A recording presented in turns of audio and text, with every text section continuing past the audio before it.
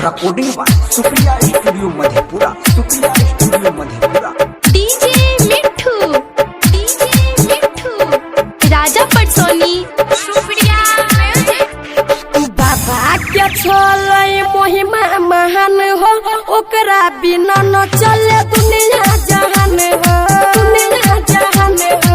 बाबा के छोले महिमा महान हो, ओकरा बिना न चले दुनिया जहान हो, दुनिया जहान हो।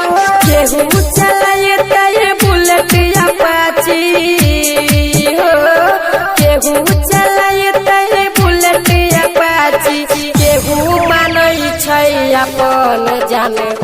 बाबा के छोले महिमा महान हो, ओकरा बिना न चले दुनिया जहान हो, दुनिया जहान हो।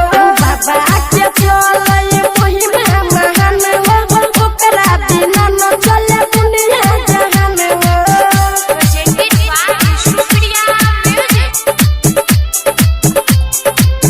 Presented by Supriya music. भगतन सबके यही मोहल्ला, यही मोहल्ला।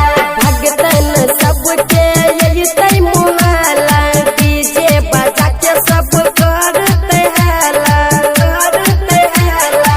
केहू चलाए तय बुलेट अपाची हो, केहू चलाए तय बुलेट अपाची, केहू मानै छै अपन जाने। बाबा के छोले महिमा महान हो, ओकरा बिना न चले दुनिया जहान हो, दुनिया जहान हो। बाबा के छोले महिमा महान हो, ओकरा बिना न चले दुनिया जहान हो।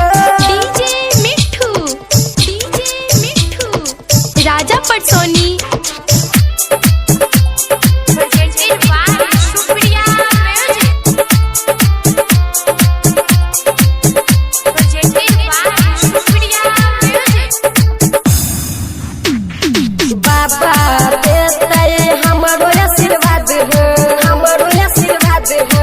बाबा देते हमरो आशीर्वाद हो, विश्वकर्मा बाबा के कर बयाद हो, कर बयाद हो।